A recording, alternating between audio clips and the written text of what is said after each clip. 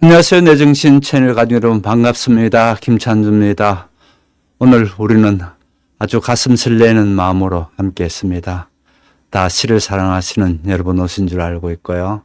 특별히 박인환 시인. 저는 초등학교 때 처음 이 시를 봤는데 공교롭게도 어디서 책받침이 이렇게 있었습니다. 그런데 뭔 소린지 모르겠더라고요. 그래서 이게 뭔 소리일까? 이런 생각을 했는데 많은 얘기거리가 있습니다. 그래서 모르겠습니다. 오늘 얼마나 얘기를 할 수 있을지. 그러나 이게 5회에 걸쳐서 하게 될 거거든요. 그래서 오늘 다 못한 얘기들은 다음 주에 또 섞어가면서 할 테니까요. 왜 저 얘기는 빠뜨렸을까? 이런 생각하지 마시고요. 기다리시면 나오게 될 겁니다. 자, 그래서 오늘은 가장 유명한 목모와 숙녀 이 시를 볼 텐데 저는 이 시집을 사서 여러분 강력히 추천합니다. 이 시집은 시인이 탄생 100주년으로 나온 올해 1월 달에 나온 시입니다. 그러니까 아주 최근에 나온 시죠. 잘 모아놨습니다. 충분히 그냥 집안에 보관할 필요도 있습니다. 압니까? 50년 또 100년 이후에 우리 후손 가운데 이렇게 뒤져보다가 우리 할머니께서는 또는 우리 정주 할머니께서는 이같이 100주년 탄생 시를 사놓으셨구나 그런 생각을 할 수가 있겠죠. 굉장히 의미 있는 그런 책이니까요. 꼭 사놓으십시오. 자, 이러니까 책장사 비슷한데요. 한마디로 오늘 얘기는요. 제목 보시면 폐허 위에 핀 낭만이라고 했습니다. 필 수 있을까요? 우선 그 생각부터 한번 해봅시다. 폐허 위에 한탄과 후회만 늘어났지 낭만이 있을 수 있을까요? 그런데 낭만이 있었다는 거예요. 예. 그래서 어떻게 해서 책을 어디서 구입하나요? 했는데요. 제가 이 방송 끝나고는 방송 밑에 또 링크를 걸어 놓을게요. 그 방송 밑에 보면은 설명란이 나오죠. 그 설명란에 제가 나하고 이렇게 말하는 바로 밑에 그 설명란에 누르면 구입할 수 있도록 해드릴게요. 그래서 예, 맞습니다. 이순희님 말씀이 시만 있는 게 아니고요. 시인이 했던 기고문들이든지 또 그 다음에 시인은 영화 평론가도 했습니다. 영화도 매우 좋아했고요. 그래서 영화 평론가도 했고 또 의학을 잘했습니다. 그래서 특히 영미문학 이런 쪽에 상당히 또 깊이 알았고요. 그래서 여러 가지 면에서 이 책은 보관할 필요가 있습니다. 그래서 단순히 시집만 나온 게 아니고 이렇게 같이 이렇게 연결되어 있습니다. 돌아와서 얘기해 보겠습니다. 폐허 위에 핀 낭만이기 때문에 그 낭만은 더욱더 귀중한 거고요. 또 그 다음에 시대를 한번 생각해야 됩니다. 막 해방되고 45년에 해방되고 난 뒤에 50년에 6.25 동란이 일어납니다. 이 시대입니다. 매우 혼란스러운 시기입니다. 또 거기에다가 북한에서 쳐내려오면서 같은 동족끼리 죽어가는 피 흘림이 있는 시대입니다. 그러는 그 시대를 이 시 속에 다 깔고 있습니다. 그래서 이 시 속에서 다 깔고 있는 그 시대적인 생각을 잘 두시면서 읽어야지 제가 초등학교 때 읽듯이 전혀 모르고 읽으면은 이건 무슨 소리야? 목마는 또 뭐고 숙녀는 또 뭐야? 이렇게 될 겁니다. 예, 그 얘기하니까 제일 먼저 이 얘기부터 할게요. 여기서 목마는 뭘 말할까? 이렇게 한 건데요. 이것 이제 잘못 잡기 시작하면 시를 이해하기 힘듭니다. 그래서 제가 이것부터 얘기 드리고 혹시 재미없다고 나가는 사람을 위해서 말씀드릴게요. 목마는 어른이 목마를 타는 경우는 잘 없죠.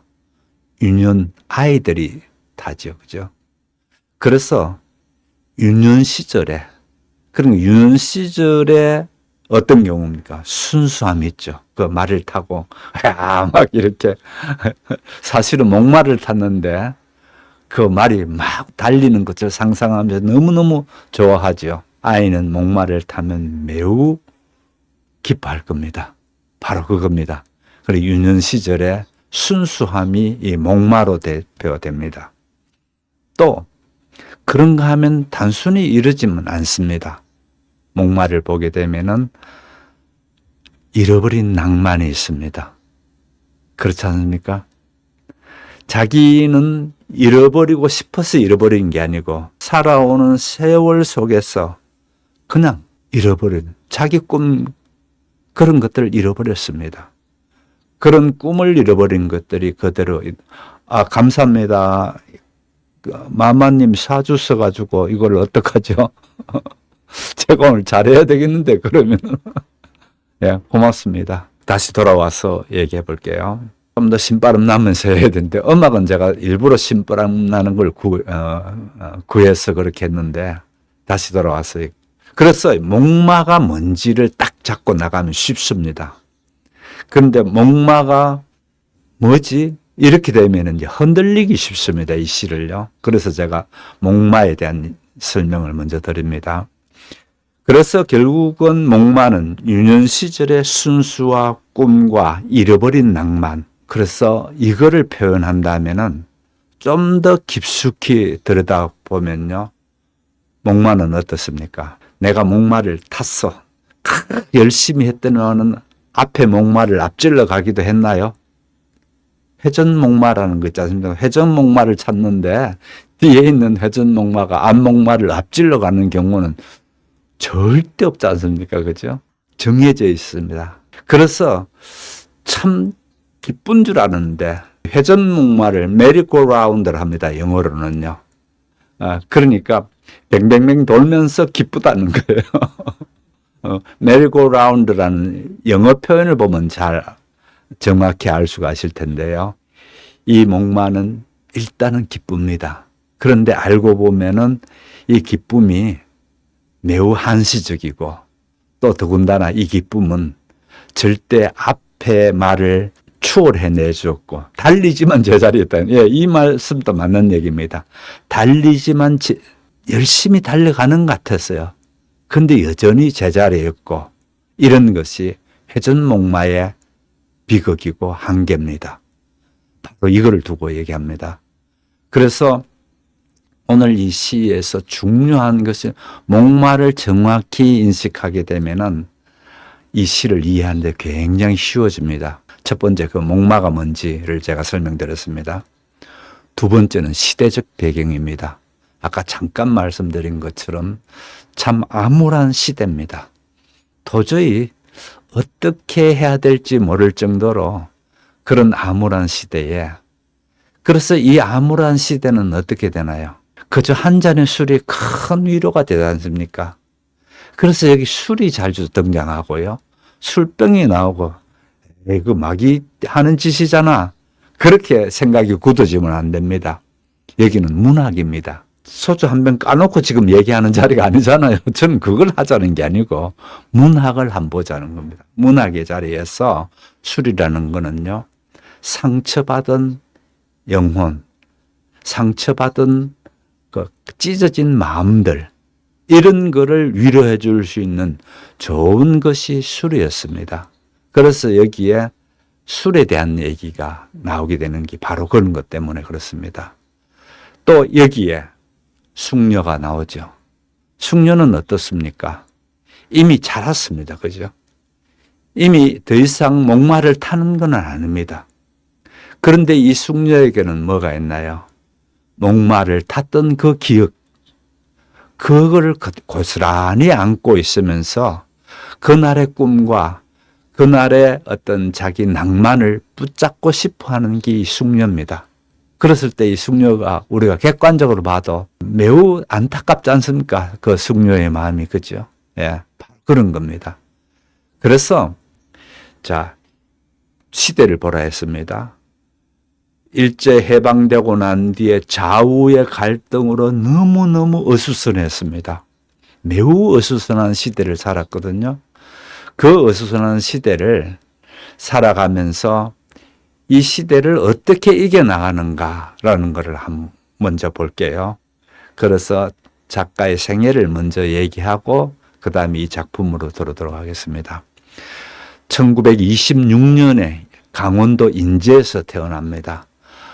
강원도 인제에서 그런 농부로 그냥 그렇게 했는가 보다 안에 상당히 집이 부호였는 것 같습니다. 그래서 인제에서 초등학교 3학년, 4학년까지 아마 다닌 걸로 알고 있습니다. 그렇게 4학년까지 강원도 인제에 있다가 서울로 이사 옵니다. 서울로 이사 와서 첫 번째 들어가는 덕수초등학교 들어갑니다. 자, 덕수초등학교 아주 유명하죠. 덕수초등학교를 이제 들어가고 그 다음에 경기중학교를 들어갑니다. 공부를 아주 잘했다는 거죠. 그러니까 경기중학교를 들어가고 그 다음에 해방된 이후에 곧바로인데요. 평양에 있는 평양어전을 들어갑니다. 어전이라는 거는 요즘 얘기하면 의과대학입니다. 연희어전이 있었죠. 그렇게 그 다음에 평양어전이 있었는데 평양어전에 들어서 의과대학 학생으로 이제 들어갔는데 1년 다니고 그만둬 버립니다. 그만둬 버리고 다시 평양에서 서울로 돌아와서 서울에서 그때에 그만둬 버리는 이유도 있습니다. 내가 의사로서 부모들은 의사가 되기를 바랬지만 의사로서는 자기가 취향이 안 맞다는 걸 깨닫게 됩니다. 그러면서 문학에 심취하기 시작합니다. 그래서 문학에 심취하게 되다 보니까 굉장히 의학을 잘해야 되는 겁니다. 그죠? 의학을 잘해야 외국에서 온 책이든지 이런 걸 읽어낼 수 있겠죠. 그렇게 하면서 아버지께 잘 얘기해서 종로 3개에다가 종로에서 마리서원이라는 그 서점을 엽니다. 아주 조그마한 서점이었다 합니다. 아무튼 서점을 여는데 요즘처럼 생각하는 서점은 아닙니다. 요즘은 서점이 책만 팔죠.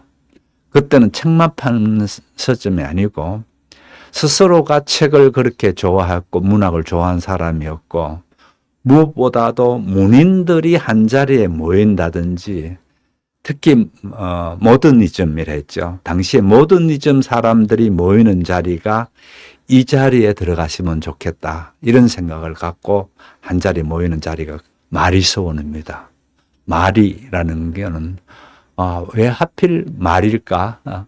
프랑스 미술가면 시인이고 그렇게 하는 글 쓰는 어떤 문인입니다. 마리 생로랑이라는 사람이 있었는데 그 사람을 아마 매우 흠모했는 것 같습니다. 그래서 서점 이름을 마리서원 이렇게 해서 서점을 열었는데 여기에서 문인들의 어떤 복덕방처럼 거기에 다 모입니다. 특히 마더니즘을 중심으로 한 사람들이 이제 여기에 모이는데 그러다 보니까 여기에서 또 귀한 결과물이 하나 나옵니다. 김수영이 이 자리에서 만나게 됩니다.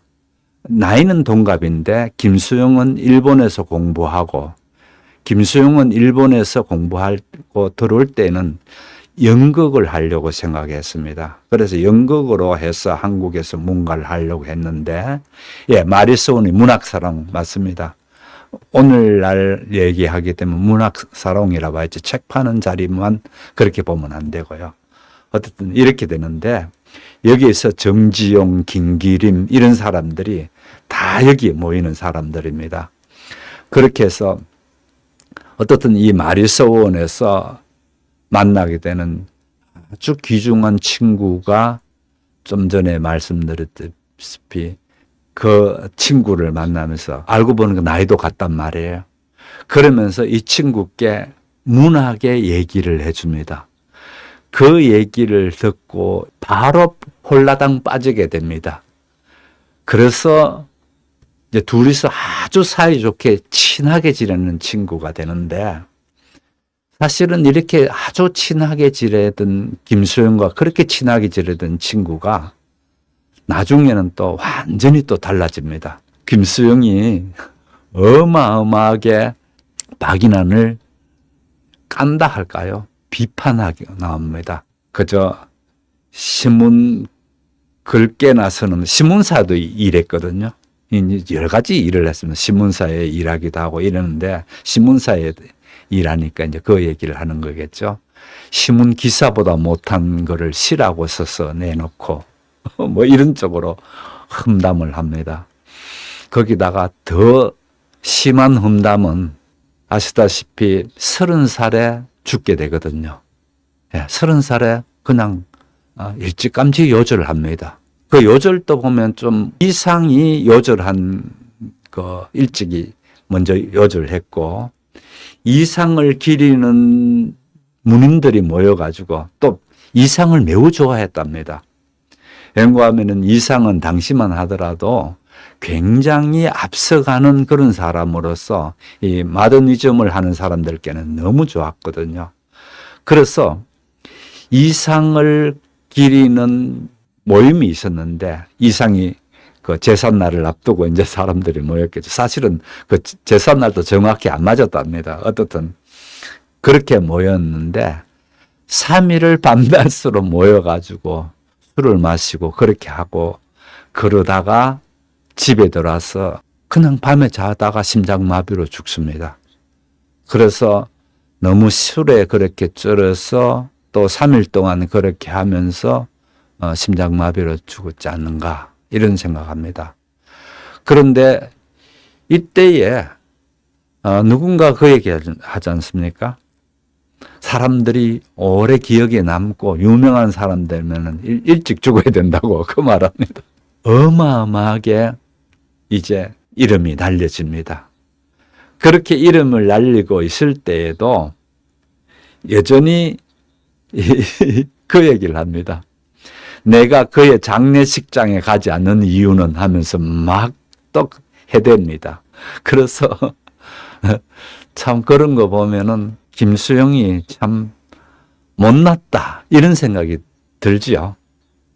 그래서 한때는 김수영이 이같이 자꾸만 험담을 해대는 바람에 그래서 생각에 이 오해가 많았습니다. 박인환 씨는 그저 좀 이렇게 모자라는 애들이나 또 안 그러면 매우 그 낭만적인 것, 세상 물정 모르고 낭만에만 빠져 있는 것 이런 사람들이나 좀 모자라는 사람들이 읽는 시가 이 박인환의 시다.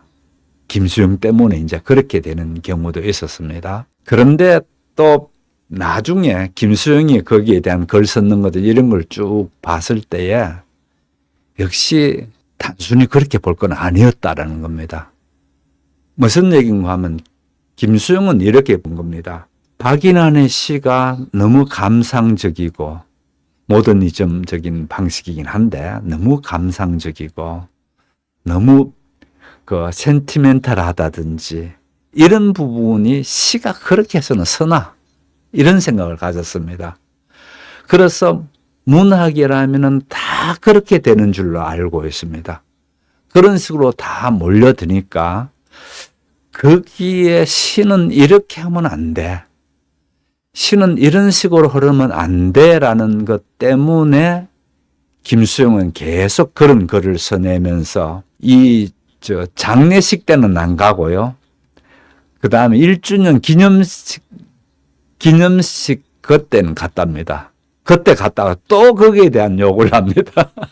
그래서 나중에 알고 봤더니 김수영은 자기 나름대로의 시가 이렇게 가는 거에 대해서 안타깝게 생각했다. 이런 부분인데요.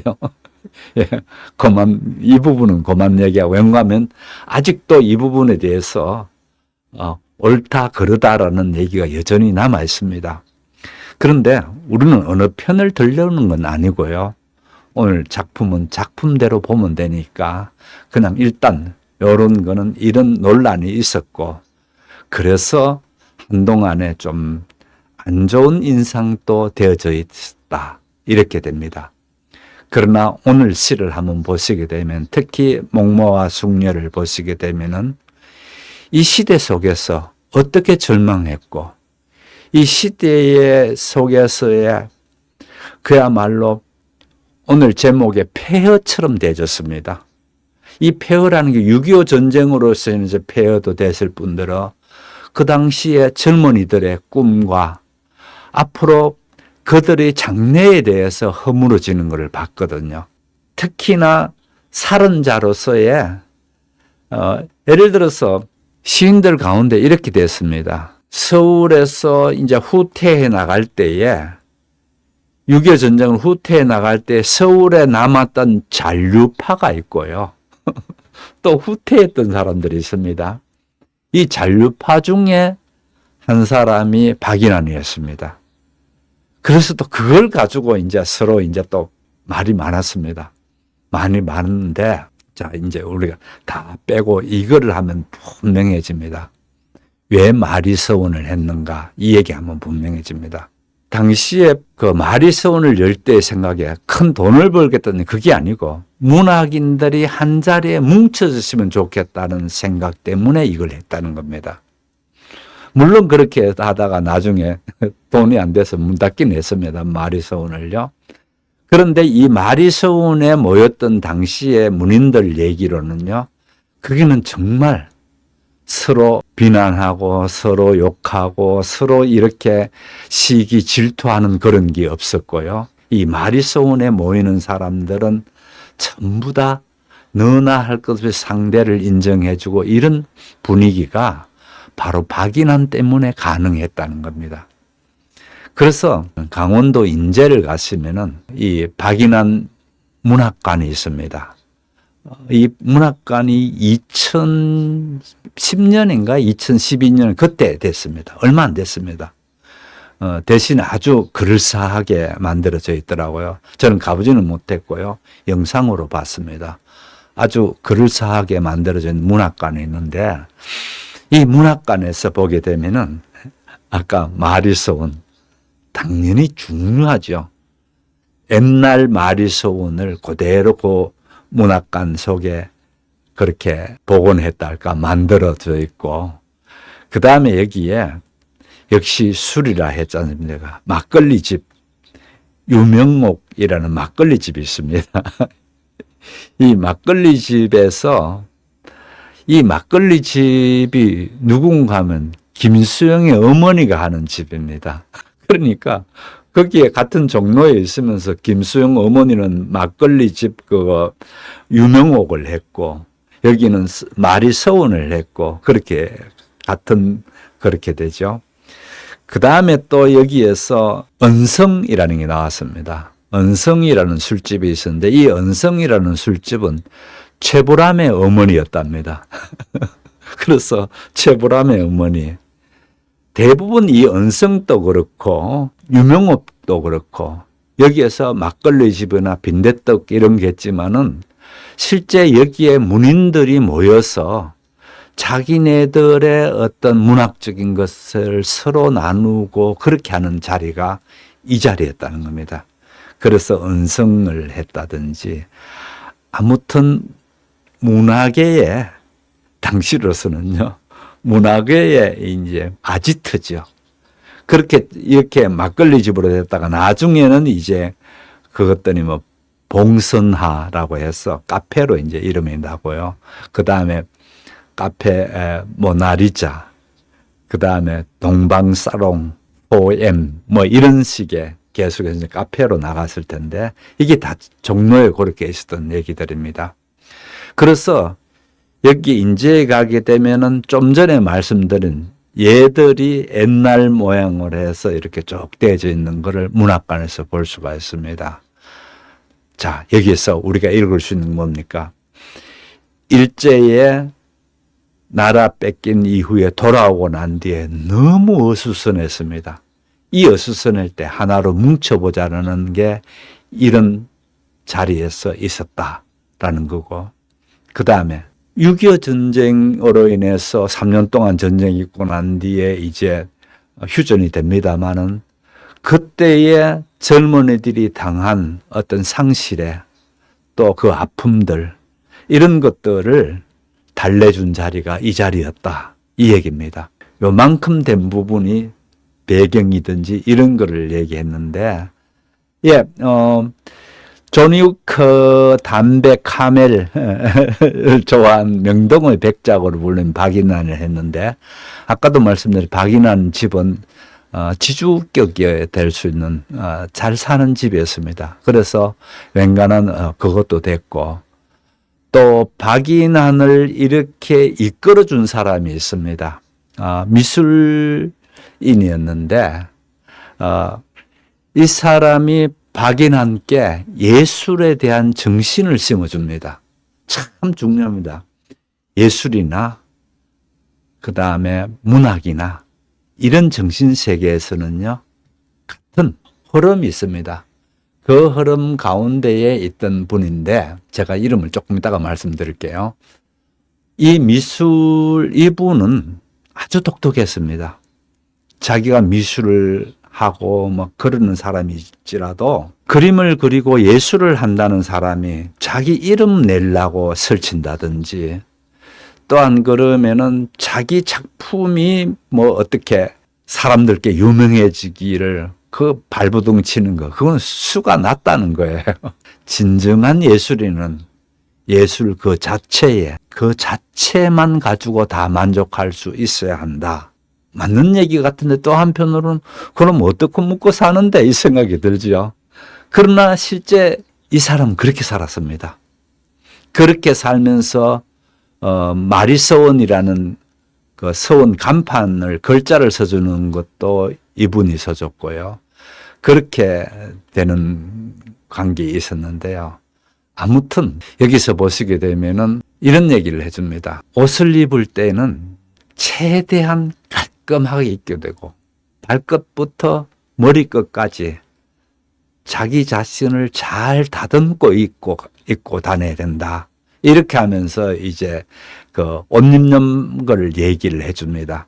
그렇게 해서 들어는 입고 다니는 옷에 대해서 조언도 해주고, 그런 순수 예술하는 분이 조언해주면 얼마나 옷을 잘 입고 다녔어요.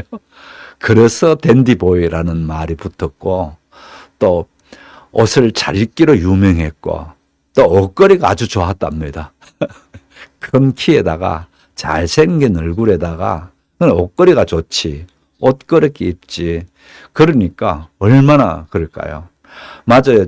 부인 이정숙이라는 분은, 이분은 나중에 글도 썼습니다. 그렇게 남편이 일찍 죽고 난 뒤에 그 아이를 혼자서 키우거든요. 혼자서 키우고 그렇게 하면서 아마 2010년쯤 돼서 이런 글을 썼을 겁니다. 이정숙의 아버지가 상당히 명문가였고, 그래서 돈도 있었죠. 돈도 있었고, 이제 그런데 이정숙이 또 키도 크고 아주 그래서 두 사람이 부부인데, 큰 키에다가 워낙 옷도 잘 입고 다니고 그러니까 너무너무 사람들이 뭐랄까 흠모하는 부부로 그렇게 됐다고 하죠.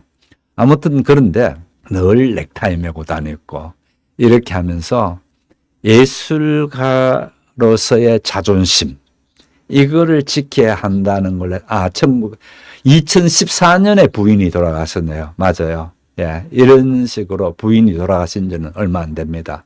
예, 87세로 돌아가셨다는데요. 아무튼 이 같은 관계로 인해서 아까 말씀드린 대로 마리서원 그런 걸 중심으로 해서 예술 활동이 벌어지고 있었는데, 자, 우리가 이렇게 하다 보면 제가 시간 안배를 잘못할 것 같은데요. 일단 오늘 그것부터 하겠습니다. 시를 한번 낭송을 하고, 제가 낭송하려고 하니까 자신이 안 서요. 그래서 제가 잘 찾아놓은 게 있습니다. 네, 어떻습니까? 많이 들어본 목소리라 했는데 박인희 님의 목소리였고요. 제주 KBS에서 이 박인희 이분이 또 나와서 이 낭송을 하는 걸 봤거든요. 참 울컥했습니다. 이거는 굉장히 오래된 겁니다. 지구 레코드에서 노래들이 이렇게 끝나고 난 뒤에 제 기억에 그 레코드판도 저는 기억하거든요. 우리 집에 있었던 게 아니고요. 그 레코드판 제일 안쪽 트랙에 이 시가 있었습니다. 그때요. 그래서 너무너무 감동적으로 그렇게 생각했던, 느꼈던 그런 시고요.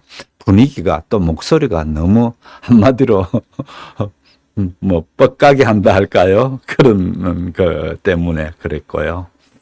아무튼 여러분 유튜브에서 제주 KBS 그렇게 해서 이 박인희의 목마와 숙녀 이렇게 찾게 되면은 그걸 보실 수 있습니다. 시간이 짧게 남긴 했는데 하는 데까지 한번 해보겠습니다. 말씀드린 대로 목마와 숙녀라는 목마라는 거를 여러분이 그런 분위기로 가야 될 테고요. 첫 번째, 이 연으로 나눠져 있지 않습니다. 사실은요. 쭉 그냥 연결되어져 있습니다. 그래서 제가 이게 줄을 쭉쭉 초록색 줄을 쳐놓은 게 이렇게 요렇게 잘라서 읽으면 좋다. 이렇게 해서 제가 잘라 놓은 겁니다.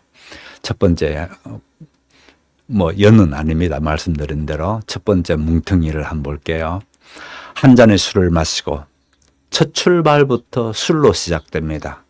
그래서 아까 말씀드린 이 시대가 위로받을 수 있는 게 술뿐이었다고 보면 그렇게 참 암담한 시대에 이렇게 술로 위로받을 수밖에 없었구나.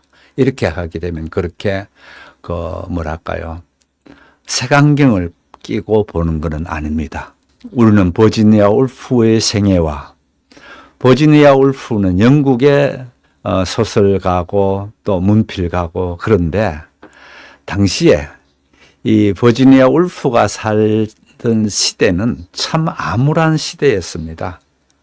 어느 정도로 암울했는가 하면 여자는 학교를 다닐 수가 없었습니다. 그런데 학교는 못 다니고 워낙 귀족 집안에서 그렇게 하다 보니까 아버지가 개인 지도를 시켜줍니다. 라틴어는 기본이고 예를 들어서 그릭을 배운다든지 또 독일어를 배운다든지 독일어를 왜 아버지가 가르쳤는지 모르겠어요. 그렇게 당연히 영어도 하고 이렇게 하면서 아이를 잘 교육시켜 줍니다. 그렇게 교육받고 이렇게 돼서 아이가 좀 이렇게 성장하게 됐는데 한 번은 충격적인 일을 당합니다. 캠브리지 대학을 이렇게 걸어가고 있는데 잔디밭을 걸었던 수위가 막 오더니만은 나오라고 그렇게 하는 거예요. 왜 그러냐고 그랬더니만은 여자는 그 길을 갈 수 없다는 거예요. 이 자갈길, 이 길로 가야 된다는 겁니다. 그렇게 해서 자갈길로 해서 이제 도서관을 가기 위해서 도서관에 이제 들어갔는데 도서관에 들어가려고 그러는 때에 또 수위가 막습니다. 여자는 혼자 올 수 없고 반드시 남자하고 같이 오든지 못 들어온다는 겁니다. 이러니 이 시대에 대한 아픔 어마어마하게 열받게 되겠죠. 그죠? 그런데 어떡하나요? 이런 시대로부터 상처를 받습니다. 그러면서 또 어머니가 죽습니다.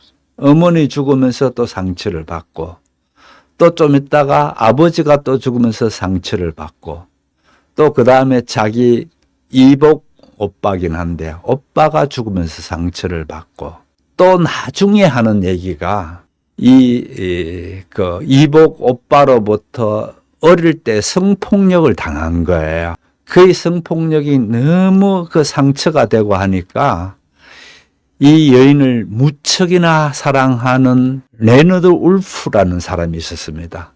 이 사람이 그렇게 쫓아다니고 그러니까 결혼해 주겠다. 결혼해 첫 번째에 내게 성적 요구를 하지 마라. 이겁니다. 와, 무섭지 않나요? 그런데 그 다음에 두 번째 뭐 하지 마라. 이렇게 되는 건데 이렇게 해서 결혼합니다. 그래서 라스네임이 그러니까 성이 울프로 됩니다. 그 남편의 성이죠. 그렇게 남편하고 결혼을 해서 살면서 그야말로 영국의 최초의 여성운동가입니다. 왜 그런가 하면 영국에서 여성이 1928년이 돼야 투표권을 얻거든요. 그 당시까지는 1928년 이전에는 투표권도 없고요. 그러는 험한 시대에 살았던 사람입니다. 그렇게 되는데 결국은 그 상처들이 나중에 커지면서 결국은 스스로 자살을 하게 되죠. 자살을 할 때에 자신을 그렇게 아끼면서 그렇게 자신을 위해 주던 그 레너드를 위해서 마지막 유언을 써놓습니다. 유언을 보면은 우리 너무 좋은 사이고 오해받지 않으시면 좋겠다. 그렇게 하면서 유언을 써놓고 자기가 입고 있던 옷에다가 돌멩이들을 잔뜩 넣고 스스로 강물에 빠져서 투신 자살을 하게 되거든요. 그러니까 옷에 잔뜩 그 돌을 넣었기 때문에 시체가 떠오르지 않는 거예요. 그러다가 한 달쯤 돼서 찾아냅니다. 그렇게 돼서 세상을 떠나게 된 버지니아 울프인데, 이 버지니아 울프가 썼는 소설 중에 하나가 등대로라는 게 있습니다. 그래서 여기 등대에 대한 얘기가 나옵니다. 물론 이 작품들 속에서의 당시의 시대에서 당하던 여성들의 문제, 당시 사회성에 대한 고발, 이런 것들이 있었죠. 그래서 최초로 페미니즘 작가였다, 이렇게 됩니다. 예, 그런 버지니아 울프입니다. 참 슬픈 얘기죠. 그래서 버지니아 울프가 여기에 나오는 겁니다. 한 잔의 술을 마시고 우리는 버지니아 울프의 생애와 목마를 타고 떠난 숙녀의 옷자락을 이야기한다, 이렇게 됩니다. 예. 그래서 이 버지니아 울프의 생애를 생각하면서 이 숙녀는 어떻게 됐다고요? 목마를 타고 떠났대요. 어린아이도 아닌데. 그래서 여기서 이제 목마라는 거 아까 생각하시고요. 숙녀가 목마를 타고 떠났다라는 걸 한번 생각해 보세요. 어떻든 그런 전체를 얘기하는 게 아니고 그 휘날리는 옷자락을 이야기한다 라면서 첫 번째가 시작됩니다. 목마른 주인을 버리고 그저 방울 소리만 울리며 어떻게 되나요? 이제 주인은 그렇게 가버렸어요. 겨우 방울 소리만 났다는 겁니다. 그죠?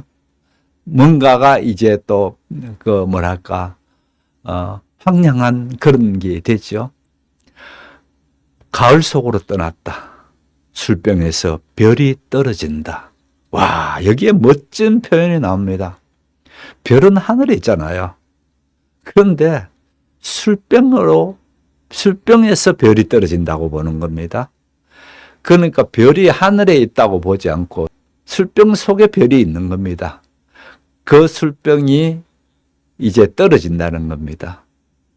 그래서 참 아름답게 표현했죠. 캄캄한 밤에 있어야 될 별이 어디에 있었다고? 술병에 추락해 있다 얘기해서 또 한 면은 어떻게 보나요? 비좁고 캄캄한 술병을 또 생각할 수가 있죠. 비좁은 그 술병에 떨어졌던 이 별이 그 다음에 어떻게 되나요? 상심한 별은 내 가슴에 가볍게 부서진다. 아, 별이 떨어졌는데 이게 또 어디에 왔나요? 마음이 상한 내 마음에 별은 내 가슴에 와서 그냥 가볍게 부서져 버리더라는 겁니다. 어떻게 되나요? 철저한 상실이죠. 그냥 좀 이렇게 사라졌다, 없다 정도가 아니고 아주 날카롭게 절망하고 있는 상황을 이렇게 노래하고 있습니다. 자, 앞부분에 한번 보십시오. 숙녀의 옷자락을 겨우 그렇게 생각하는 거. 그러면서 그 숙녀는 영영 떠나버렸고, 숙녀가 떠나니까 그 다음에 어떻게 되나요? 별이 떨어집니다. 이 별이 떨어지는데 이 별이 상심한 내 가슴에 닿자마자 와르륵 역시 또 이거 떨어집니다. 어떤 느낌이 오나요? 이제 그러한 잠시 내가 알던 소녀는 정원의 초목 옆에서 자라고, 이것도 또 독특하게 되죠. 문학이 죽고 인생이 죽고 사랑의 진리마저 애정의 그림자를 버릴 때 목마를 탄 사랑의 사람은 보이지 않는다, 이렇게 했습니다. 아, 여기 또 보면은 자, 이렇게 절망하고 있고 이렇게 상심할 때에 자연은 어떻게 되나요? 여전히 갑니다. 예, 여전히 갑니다. 그래서 그러한 소녀가 이제는 정원의 초목 옆에서 자란다는 겁니다. 이것도 재밌죠? 정원의 초목 옆에서 자라고 그 자라는 것 속에는 어떻게 되나요? 문학이 죽고 인생이 죽고. 그런데 이 자라는 것과 또 죽어가는 게 어떻게 되나요? 문학이 죽고 인생이 죽어가는 자리에 그때에 사랑의 진리마저 애정의 그림자를 버릴 때에 이렇게 됩니다. 이 부분도 참, 이 부분에 어떤 정원에서 자라고 있는 초목 옆에서 자라고 있는 소녀가 있다면은 이 소녀 옆에서는 문학이 죽고 인생이 죽고 또 애정조차도 그렇게 그림자를 버릴 때 이게 애정의 그림자도 이제 버리더라는 겁니다. 목마를 탄 사랑의 사람은 보이지 않는다. 어떻습니까? 화자는 여전히 목마를 탄 사람을 희구하고 있죠. 간절히 바라고 있죠. 그런데 이 간절히 바라는 이런 그조차도 이제 완전히 말라버린 진공 상태처럼 되고 있다는 겁니다. 한마디로 철저히 폐허가 된 이 폐허 위에 거기에 목마를 탄 사람이 오면 얼마나 좋겠냐는 바람이 있죠. 그래서 목마를 탄 사람은 더 이상 존재하지 않더라는 겁니다. 그래서 우리가 얼마나 이 당시에 상실이 컸으면 이렇게 노래하고 있었을까라는 게 눈에 이제 선해지기 시작하죠. 그 다음에 보십시오. 세월은 가고 오는 것 이렇게 합니다. 한때는 고립을 피하여 시들어가고 세월은 그렇게 왔다 갔다 이렇게 가는 건데 한때는 홀로 남는 게 그래서 같이 시들어갔다는 겁니다. 이제 우리는 작별해야 한다. 뭐하고 세월하고 쫓아도 작별해야 된다는 겁니다. 이 작별해야 된다는 것 속에서의 철저한 고독과 고립을 볼 수가 있다면은 그 다음에 뭐라고 합니까? 술병이 바람에 쓰러지는 소리를 들으며 와 이것도 참 아름답게 했죠. 아까는 별이 술병에서 떨어진다고 했는데 요번은 술병에서 소리를 듣잖아요. 청각으로 듣잖아요. 어떻게? 바람이 부니까 쓰러진 술병에서 소리가 나는 소리를 듣는다는 겁니다. 그러면서 여기서 뭘 봅니까? 늙은 여류 작가의 눈을 바라다 보아야 한다. 아까 숙녀, 소녀 이렇게 되다가 이제는 늙은 여류 작가, 늙은 버지니아 울프를 생각하는 거죠. 예. 그래서 시인은 그야말로 밀려오는 체념, 허무 이런 것들을 한마디로 발부둥 치면서 자기 고립을 어떻게 타결해 보려고 했습니다. 그러나 탁자 위에 탁 놓여 있는 빈병조차 바람에 작별하는 소리를 내더라는 겁니다. 예. 그래서 그때는 우리는 피하거나 도망가지 말고 늙은 여류 작가, 그러니까 버지니아 울프죠. 이 버지니아 울프의 슬픈 눈, 저 죽음과 비극으로 가득 찬 끔찍한 현실을 마주 봐야 한다는 겁니다. 참 안타깝지 않나요? 예. 그러나 계속해서 이렇게 한탄하는 얘기만 나오는 게 아닙니다. 좀 기다리십시오. 등대에 맹구하면은 버지니아 울프가 쓴 소설이 등대로라는 게 있다 했습니다. 그래서 등대에라는 게 나옵니다. 불이 보이지 않아도 그저 간직한 페시미즘의 미래를 위하여 우리는 처량한 목마의 소리를 기억하여야 한다. 이 얘기했습니다. 야, 이 부분이 중요합니다. 작가가 평생을 통해서 여류 작가로 살면서 여기 보십시오. 등대에 불이 보이지 않아도 그저 간직한 페시미즘의 미래, 비관적인 것의 미래를 위해서 우리는 처량한 목마의 소리를 기억해야 한다. 이겁니다. 예, 그래서 여전히 절망하는 게 아니고 이 속에서야 오히려 역설적으로 등대라는 것을 중간에 두고 희망의 상징으로 보게 되는 거죠. 그런데 그 등대에 불이 보이나요? 두 번째 한번 보세요. 등대에 불이 보이지 않아도, 등대에 불이 보이지 않아도 우리는 이걸 해야 된다는 겁니다. 예. 그래서 비관주의적인 미래, 이 미래에 대해서 끝까지 우리는 희망적이고 이걸 부여잡고 가야 된다는 겁니다. 희망을 노래해야 된다는 겁니다. 그래서 지독한 절망입니다. 아까 보셨다시피 그야말로 감당치 못할 지독한 절망 속에서 나 죽었어 포기야 라고 하는 게 아니고 이 절망 끝에 뭐가 있다고요? 비관 끝에 뭐가 있다고요? 이 비관 끝에 올 그 치열한 실존적인 결단을 통해서 내가 이 앞날 희망이라는 걸 부여잡으려 합니다. 역설이지 않습니까? 아주 비관적일 때에 아주 또 역설적으로 거기에 희망을 부여잡는 모습을 봅니다. 그 다음에 또 볼게요. 모든 것이, 자, 빨리 보겠습니다.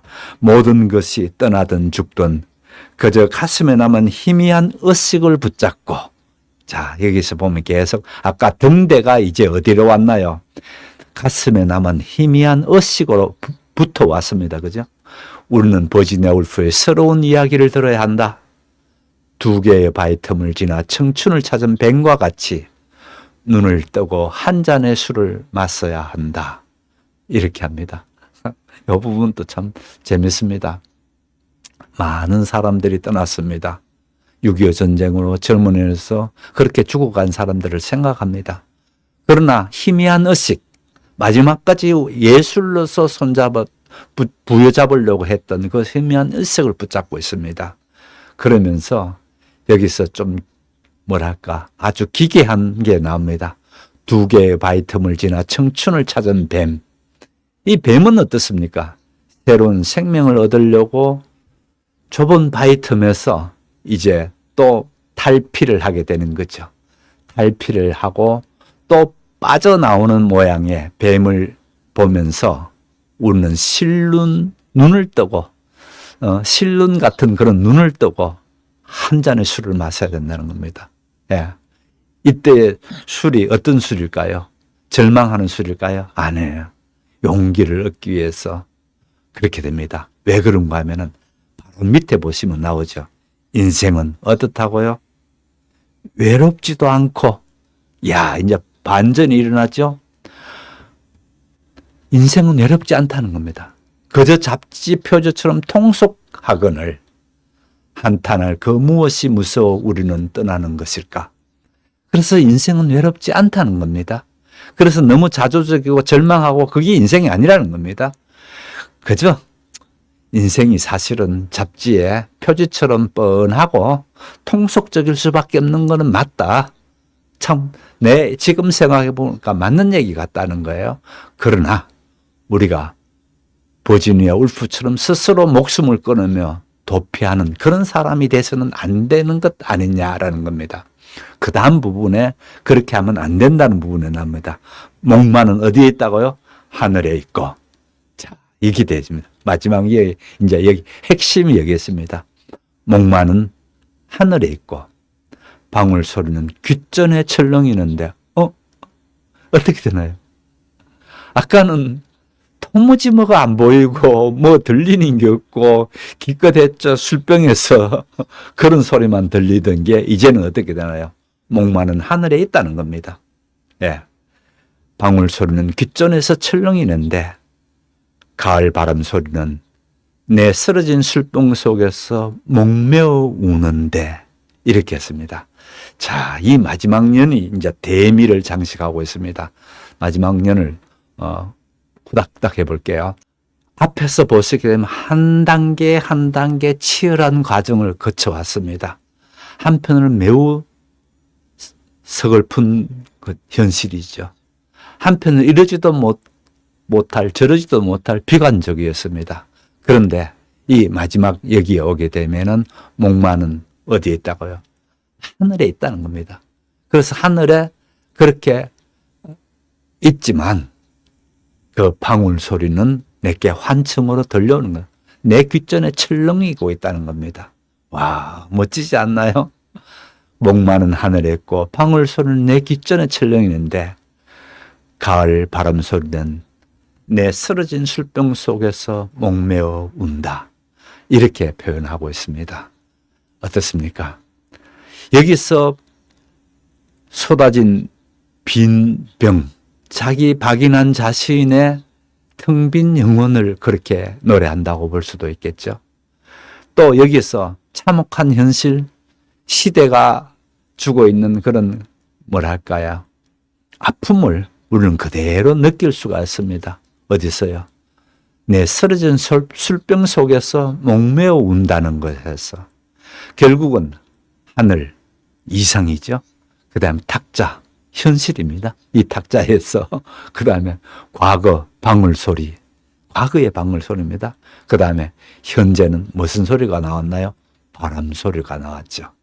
그래서 방울소리와 바람소리들로 이렇게 해서 시는 아주 서로 시상이 마구 교차하는데 딱 이렇게 가는 지점이 뭡니까? 여전히 우리는 참 어릴 때 가졌던 목마를 탄 숙녀, 그렇게 사라진 숙녀는 끝난 게 아니고 우리 속에 있다는 거죠. 네, 오늘 밤에 함께해 주신 여러분 감사드리고요. 내일 저녁에 한 박사님하고 함께하는 시간 갖도록 하겠습니다. 대단히 감사합니다. 오늘 마지막 부분 아주 부실하게 했는데요. 다음번에 또 기회 되면 한 번 더 반복하도록 하겠습니다. 네, 안녕히 계십시오. 감사합니다.